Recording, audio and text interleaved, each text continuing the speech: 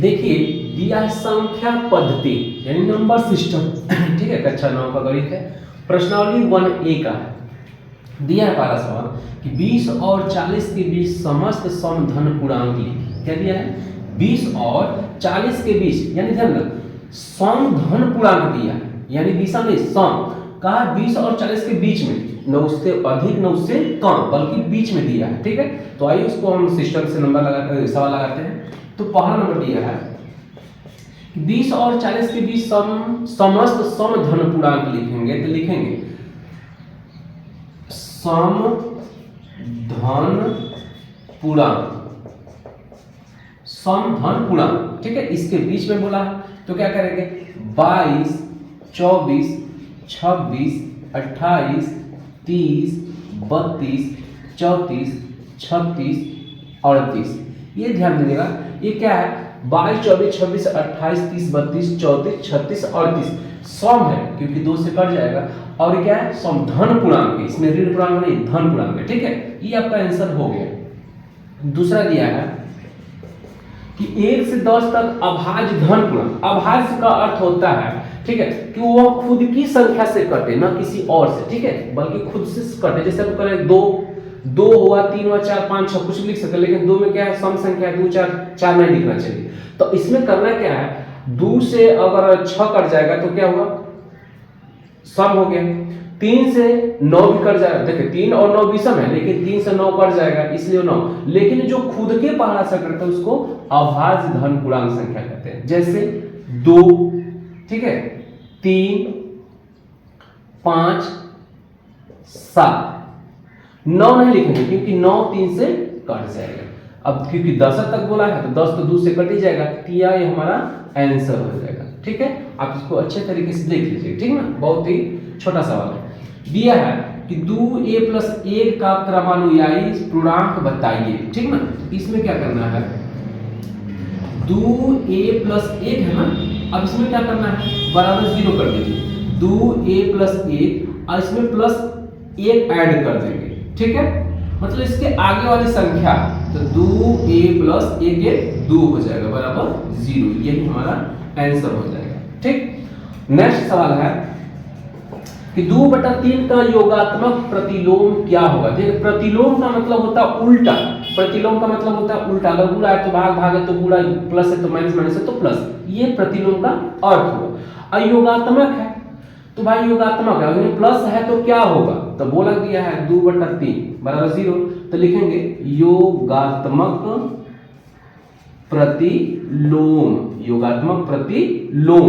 ठीक है, तो देखिए जो 2/3 है ना, तो बस -2/3 कर देंगे बराबर 0, यही मतलब मैं प्लस है तो माइनस लगाना, बुरा है तो भाग कर देना, बस ये हमारा आंसर है। ठीक है, ये भी हमारा आंसर है।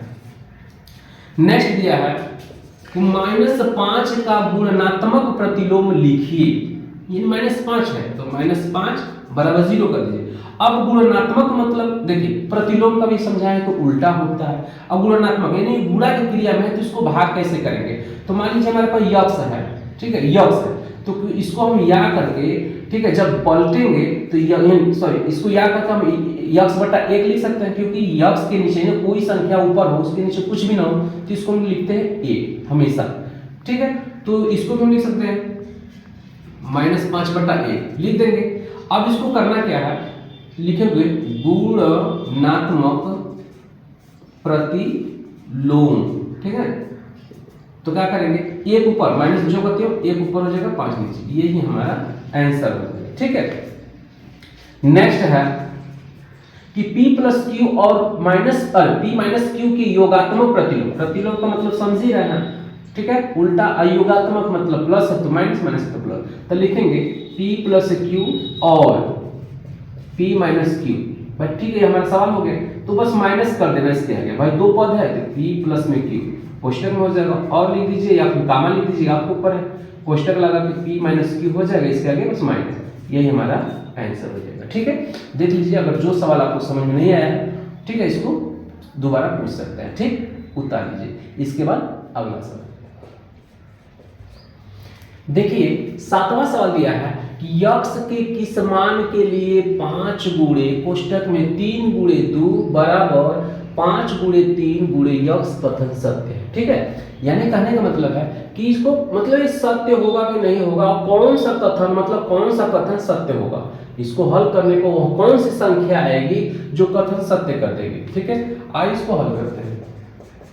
दिया 5 गुणे कोष्टक में 3 गुणे 2 बराबर कोष्टक में 5 गुणे 3 बराबर गुणे यक्स। ठीक है, यक्स हो गया। तो अब इसको करते क्या है, 5 हमें मालूम है कि सबसे पहले कोष्टक में हल किया, मतलब कोष्टक वाला हल करते हैं। तो 5 गुणे 3 गुना के 6, ठीक है, इसको 5 3 15 गुणे यक्स हो गया। तो 5 6 का 30 हो जाएगा, इसको 15 कम 15 हो गया। तो 30 नीचे आएगा तो बट्टा 15 बराबर यक्स, 15 दुना के 30 यानी 2 बराबर यक्स, अर्थात यक्स बराबर 2 हो गया। तो लिखेंगे अतः वह संख्या, ठीक है, वह संख्या 2 है जो, ठीक है, जो कथन, पूरा नहीं लिखना है, नहीं तो लिख सकते पूरा, वह कथन जो कथन सत्य होगा। यानी 2 ही ऐसी संख्या है जो इस कथन को सत्य कर सकती है। ठीक है, नेक्स्ट सवाल है कि पूर्णांकों में ऐसी कौन सी संख्या है जो स्वयं की योज्य प्रतिलोम, देखिए प्रतिलोम का मतलब मैं समझा दिया उल्टा होता है। अब योज्य मतलब होता है कि वो कोई संख्या ना हो। ठीक है, जैसे हमने किया 1/2 किया या 2/2 किया तो कटेगा तो 1 ही बचेगा, 1/1 किया तो कटेगा तो 1 ही बचेगा। तो ऐसी संख्या ना हो, योज्य तो अपने में ही खुद योज्य हो जाए। ठीक है ना, तो लिखेंगे भाई, ठीक है, तो लिखेंगे स्वयं की योज्य संख्या का प्रतिलोम, ध्यान, तो वह संख्या क्या होगा, 0 अर्थात शून्य जिसको बोलते हैं। ठीक है, वह संख्या शून्य होगा जो स्वयं का, ठीक है, स्वयं की योज्य प्रतिलोम होता है। इसको आप 0/0 करेंगे तो भी 0, कोई भी अंक नहीं आएगा, बताइए 0 सिर्फ आएगा, वो किसी भी संख्या को, ठीक है, अगर हम 1/0 करें तो भी 0 होता है, 8 गुणे 5 गुणे कुछ भी करते तो भी 0 आ गया। नहीं, 0 एक ऐसी संख्या है कि किसी में गुणा भाग कर दीजिए स्वयं क्या हो जाएगा, 0 हो जाएगा। ठीक है, नेक्स्ट सवाल है, नेक्स्ट दिया यदि एक समधन पूर्णांक है तो बताइए संख्या a-1 और a+1 सम है अथवा विषम है। इसको चेक किया जाए, यदि दिया है थोड़ा सा स्पेस कम है, 1 - a-1 और कोष्टक 1, दूसरे कोष्टक में a+1 दिया बराबर 0। कुछ करना नहीं है, हमें सूत्र पता है कि a कोष्टक में a+b और a कोष्टक में a-b, सूत्र होता है a² - b²। ठीक है, इसको रफ कार्य कैसे करेंगे, a में देखिए याद करके रफ कार्य, a का a में गुणा होगा तो a², a का माइनस में होगा तो ab, फिर प्लस का उसमें होगा तो ba यानी ab, और माइनस का माइनस में तो -b², फिर प्लस का माइनस का तो माइनस हो गया, प्लस माइनस खत्म तो a² - b², ये बचता है।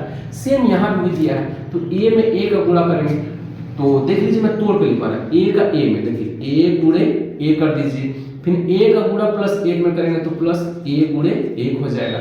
अब इसका माइनस है, a का गुणा a में हो गया, माइनस का गुणा प्लस में तो प्लस में लिखकर बल्कि 1 लिख दे बराबर 0, a² है प्लस में a come a minus a come a minus 1 हो गया, ये दोनों कट हो गए तो क्या बचेगा a² - 1 बराबर 0। ठीक है, बराबर 0 चला है। अब क्या करेंगे, a² उधर जाएगा तो प्लस हो जाएगा, तो a², इस पर भी a² कर देंगे, कट हो जाएगा तो a बराबर 1, अर्थात लिखेंगे यहाँ संख्या क्या है, विषम है। क्या हो, विषम, एक क्या है, विषम, यानी ये जो संख्या है विषम होगा। ठीक है, अब इसको अच्छे तरीके से देखिए, स्पेस कम है, थोड़ा बारीकी से देखेंगे तो हो जाएगा। नेक्स्ट सवाल है कि संख्या रेखा पर 5 और 7 का योग लिखिए। देखिए कुछ करना है नहीं, संख्या रेखा पर तो सबसे पहले लिखेंगे, ठीक है, 5 और 7 का योग, भाई पहले योग लिखेंगे, ठीक ना, तो 5 और का जगह प्लस हो जाएगा 7 बराबर 0, तो 7 5 12 हो गया, ये तो 12 हो गया, तो इससे मालूम चलेगा तो 12 उत्तर होगा, लेकिन संख्या रेखा बोला है तो ऐसे कर देना, सॉरी इसको a मान लीजिए, इसको b, यहाँ बीच में वो 0 होता है। ठीक है, इधर धनात्मक होता है, इधर ऋणात्मक होता है। ठीक, तो देखिए इसमें करना क्या है, 1, 2, 3, 4, 5, 6, 7, लेकिन बोला क्या है 5 और 7 का योग। ठीक है, इन दोनों का योग कर देना है, ठीक। 3 7 5 12 हो गया, ठीक ना।